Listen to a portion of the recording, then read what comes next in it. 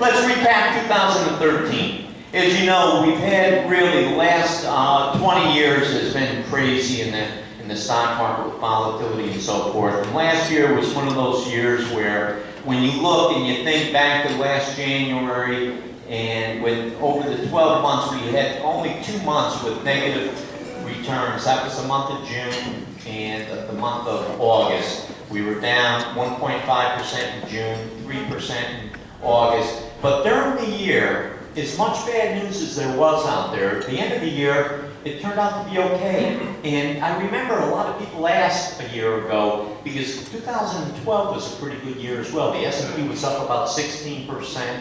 And so many people thought the market had such a great run. And when you think about coming out of the Great Recession in 2008, 2009, and the market has really done a whole lot better than so many experts thought it could ever do. Thank God for our clients. We always thought ahead and we were invested in the right areas, and we've done very well on behalf of you, and we're proud of that. But last year we got the same questions.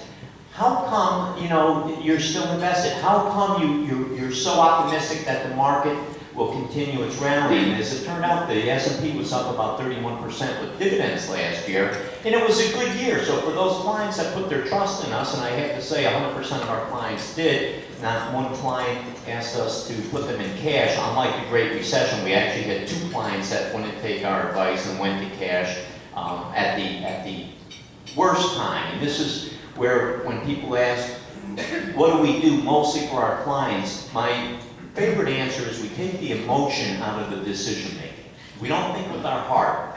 We try to think logically with information and make those rational decisions on behalf of our clients, and we're proud of that. And believe me, it's not easy when there's volatility. Over the last few days, over the last few weeks, this year, we don't like it, but we know it. We're not surprised that we've had the volatility. We know that it's expected, and we're not going to think with driving down the highway looking at the rear view mirror. We can't change the past. We can only change what's before us. And I think after you get done with tonight's presentation, hopefully you'll be more comfortable, because some of you have asked, are we market timing? Are we going to sell out of the market? And I think after tonight you'll see why we're optimistic, and hopefully you'll feel a little bit more comfortable. So last year was pretty good. And if we go to the next slide, and this goes back 18 years, and this is a pretty good slide because it shows you that we had a great run from 1997 to the year 2000. And in the year 2000, the PE ratio of the S&P 500 was almost 26 PE ratio. Then we had a 49% correction, the tech bubble that so many people, the internet craze, so many people were invested in. A lot of people lost money through 2002. And then all of a sudden, the market doubled again until October of 2007. The PE ratio was about 15.2, which is under normal circumstances, pretty normal PE ratio. And then the market, we know what happened in the Great Recession, where we lost from the high to the low about 57%. And then we come roaring back. Right now, this being up 173% from the lows of 2009 is more like about 160% because of the minor setback we've had over the last few weeks. But if you look at the valuations now, the PE ratio of the S&P 500 is about 15.4. The dividend yield is about 1.9 as measured by the S&P 500. And the yield on the 10-year Treasury is about 3%, give or take some basis points every day it changes, but just a little bit under 3%. If you go back to 2007, the last market hike, the dividend yield was 4.7%, and back in 2000, the dividend yield was 6.2%. So when we look at the S&P 500, we feel that the market right now is still fairly valued. It's not overvalued, it's not undervalued, it's fairly valued. If we go to the next slide. This is probably one of the more important statistics that we can show you tonight. When you go back to 1980, the debt payment is a percentage of disposable personal income. Basically, how much debt is out there was about 11%. At the height of the market, it was as high as 13.5%. And now, as we sit here, it's somewhere around 10%. So as you can see, back at the height of the market, we know that Great Recession, the financial collapse that we experienced was so many people were so over-indebted. They were borrowing as much money as they could on their homes. They were almost using their home, any equity in their home as a personal ATM. And they were basically living life bigger than they should have lived. And we had that market correction. Well, today it's a whole lot different. And I always said, the Great Recession, and one positive out of the Great Recession was so many people that never had any savings. They all of a sudden came into this Great Recession, whether it be themselves or somebody in their family, small circle of friends. Everybody knew somebody who lost their job. So many corporations were trimming salaries, cutting back on benefits. People all of a sudden got scared. They started to save money. And I still believe that's the best thing that came out of the Great Recession, because the more we become savers, the better off we'll be as a nation. Although the administration would much rather have us charge everything we can on our credit cards and get the economy stimulated, I'm very happy that we become more of savers than spenders. I think that's healthy for us. So when we look at the valuation right now, with the saving rate down by 10%, compared to over the last, 34 years, this is a healthy sign. If we go to the next slide. Another good trend of why we're optimistic with the economy, this lighter green line is the unemployment rate. And right now we're at about 6.7%. We were as high as 10%. We know that number, depending on how you look at it, can be defined differently, because we have a lot of people that have come out of the workforce. January's job number with 70,000 new jobs was a surprise to many. And during the month of December, so many economists thought it would be closer to 200,000. When we had that $70,000 number, that was the start of this most recent volatility. And after going back to the first slide, a great year that we had last year, a lot of investors were looking for excuses to sell. This may be one of those excuses that started things off. Ryan has a saying all last year. He said, forget about the current jobs number. Look at the revision for the last 2 months before. And that's probably more important. And I think all eyes 8:30 tomorrow will be focused on not so much what January's numbers will be, because they may be low as well with weather that we've had and so forth, but what will the revision to December's number be? Hopefully it'll be positive. Sometimes that happens. But the unemployment rate right now is about 6.7%, and once again, if you look, this goes back to over the last 10 years, it's coming down. The sweet spot is 5 to 6%. If we could ever get unemployment down to 5 to 6%, that'll be a beautiful thing. And the average number of jobs we're adding, as you can see, is growing. And this is a 6-month rolling average, and we're at about 137,000 jobs based on a 6-month rolling average. That's good news for the economy. The more people get back to work, the more people feel comfortable about their jobs, the better they're going to feel about themselves financially speaking. Consumer confidence will be higher. People will start to spend money. That's all good news for the economy. We can go to the next slide, Stacy. Thank you. When you look over the Great Pond, it's even a better picture. The U.S. stock market looks to be pretty good, but when you look at valuations with international equities, right now we're looking at internationally a PE ratio of about 13.3. Once again, when we go back to the turn of the century, we had a PE of almost 29. You had a 56% correction. Once again, in 2003, you had a PE of 13.2, another 140% rally.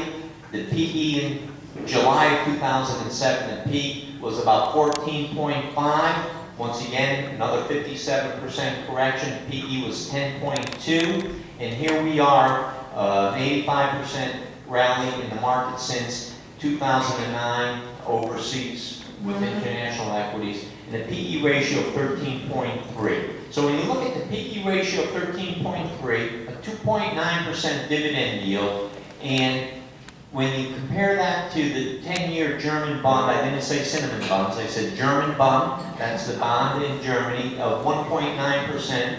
Overseas actually looks pretty enticing. We made a change in the portfolios that Marty and Ryan will talk about soon. Back in the early summer, we've been very, very nicely invested in REITs. And we've done that since forever, but in 2009, the summer of 2009, we actually added to our holdings of REITs because we liked the dividend yield we were getting. Right now, our REIT holding is yielding about 4.2%.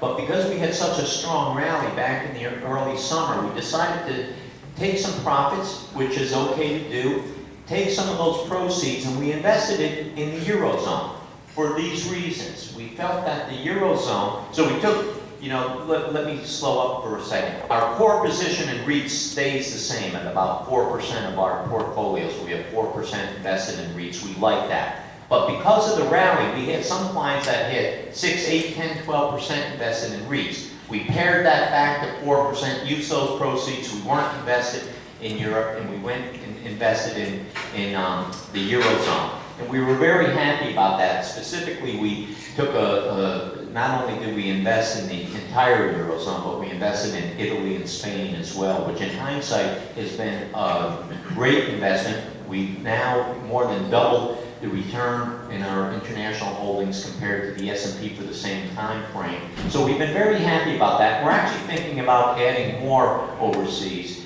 because the U.S. has had a great run, and there's some great valuations, as you can see from this chart. Next slide, Stacy. Now this is where, and we had a prospective client in about 3 weeks ago, and this is probably the best way for me to sum this up. When we show historical returns, the stock market has done pretty well. The bond market has done almost as well as the stock market. So as we started talking about risk and what this prospective client's tolerance for risk was, the client, who did become a client, said, well, let me go with that balanced portfolio, 50% stocks, 50% bonds, because bonds have done as well as stocks and I don't have as much risk. I said, that's a good point, but let me show you this. Since this goes back to 1953, but where I really want to show you is 1980. We're coming off a 30-year bull market in bonds. Bonds have had a great run. If you remember when interest rates were almost 16% back in the early 80s, some of you will also remember that your mortgage rates were in the low 20s. And if you were saving money in CDs, that was a beautiful thing. If you were borrowing money to buy a home, that wasn't as beautiful. But we've had a 30-year bull market in bonds where interest rates have gone from a high of almost 16% down to, as we know, we bottomed out over the summer at about 0%. So when you look at it over the last 10, 20, 30 years, bonds have performed well. But now, going forward, and as you can see, we go back to 1953, post-World War II, as you can see, where are we? And when you see interest rates start to creep up, the value of bonds will actually lose money. If you buy a 10-year Treasury note today, you're going to get approximately 3%. If you hold that 10-year Treasury note for 10 years, you won't lose any money. You get 3% year in, year out. But just back in July, if you bought that same 10-year Treasury note, you were going to get about 1.4%. That means for 10 years, you were going to get 1.4%. So if by chance you bought that bond in July, and today you wanted to sell it because you can get twice the interest, who wants to buy that bond only yielded 1.4%? In order for you to sell it, you would have to sell it at a discount to pump up the yield. You want that yield to be market rates. So that's why bonds will lose money. But if you hold that bond for 10 years, you won't lose any money. So as we explained to this prospective client, looking out over the next 10, 20 years, where do you think interest rates are going to go? They can't go any lower than 0. And we have bottomed out. We've seen interest rates creep up. How long it'll take before interest rates get back to, once again, the sweet spot of somewhere between 4 and 6%. When you look long term, that's really the sweet spot for yields. It may be a year, 2 years, 5 years, we don't know. But we do know interest rates are going up, and we do know that bonds will probably be more challenging to invest in. You have to be very careful. This prospective client, after looking and analyzing at those facts, decided that stocks weren't a bad asset class to have in the portfolio. So maybe instead of a 50-50, this client went with a 60-40, and it was probably a good mix for them. But that's important for all investors to think as we look forward, because you can't just look at the past and say bonds performed well, let me put a lot of my money in bonds, it's safe. Bonds will lose money. Last year, the aggregate bond index was down 2%. The S&P was up 31%. This year, the S&P is down 4%, 5% after today, and the aggregate bond index is up 2%. That's why diversification pays off. Stacy, if we can go to the next slide, please. And as interest rates go up, and this is probably, for those of you that wonder about bonds and what happens with interest rates. When interest rates go up 1%, it's this side of the line. As you can see, when interest rates go up 1%, for every 1%, the impact on bonds, and if you look at a 10-year U.S. Treasury note, you could lose 9%. A 30-year Treasury note, you could lose 18%. Just the opposite. When interest rates go down 1%, which has happened over the last 30 years, the 10-year note will be up 8%, 30-year note 18%. You get the picture that when interest rates are going down, the returns of bonds are pretty good. When interest rates go up, the returns on bonds aren't as good. This is why investors need to be real careful how they play that fixed income side of the equation. Stacy, next slide. And then last but not least, diversification. You know we are very well diversified. We'll take risk off, put risk on when we feel it's right. This shows you there's not too many colors that are the same. You can see the asset classes going back to 2003, and the one asset class that has done very well all those years were emerging markets. Why? Well, I mean, China alone just created such an opportunity. With China, we had the bubble in commodities because China was not only buying as many commodities as they could because their economy was growing so much, but they were also buying the real estate that goes with that, buying land in foreign countries so that they would own those commodities forever and ever and ever. Well, we know that China has slowed down. For those of you that are in the manufacturing business, you will know that there's a lot of manufacturing jobs that now are coming back to the United States that did go to China because the cost of labor is so much, the cost of commodities is so much, and because of oil, the cost of shipping those products over to China to be made and then back costs so much that a lot of manufacturing jobs, believe it or not, are coming back to the United States. The point I want to make is emerging markets did well. We know last year emerging markets didn't do as well. It was the worst performing asset class, and so far this year, year to date, emerging markets is the worst performing asset class. The one asset class, and Marty laughed at me, we were with a client and I said, the one asset class that never gets any respect are mid-cap stocks. When you look at asset classes over time, mid-cap stocks is like that, the perennial bridesmaid who always gets up to the altar but just never the bride. Mid-caps have never been number one. But look at mid-cap, mid-cap, mid-cap, mid-cap, mid-cap, mid-cap, mid-cap, mid-cap, mid-cap, mid-cap, mid-cap. Mid-caps over time have been a pretty good performing asset class. And one reason why we like mid-caps. Marty kind of laughed and I said, when you really think about it, that's the truth with mid-caps. But having a well-diversified portfolio, because nobody knows where we're headed, we can do a lot of guessing. We try to put the discipline that we have into our portfolios. Somebody asked me tonight, what do I think about the markets right now? I said, believe it or not, the one asset class that I look at is gold. With all the bad news out there, gold should be $2,000 an ounce. Gold is hovering around $1,200 an ounce, and that's why I think there's more good to come out of the stock market than not. And we, being fee-only advisors, we get paid the same whether we're in FDIC-insured CDs, fixed income, alternative assets, or stocks. We just like stocks as an asset class now over the next 1 to 5 years. Next slide, Stacy. And This is volatility. We know volatility has spiked over the last couple weeks, and when you look over the last several months, volatility goes with the flow. After the stock market had such a great run, once again, with investors taking money off the table, selling out of stocks, the volatility index is high. Next slide. With that, I'm going to stop speaking because I have two great gentlemen on each side of me that are very smart. They have a lot to say as well. I just wanted to kind of warm you up with some slides on the economy, and with that being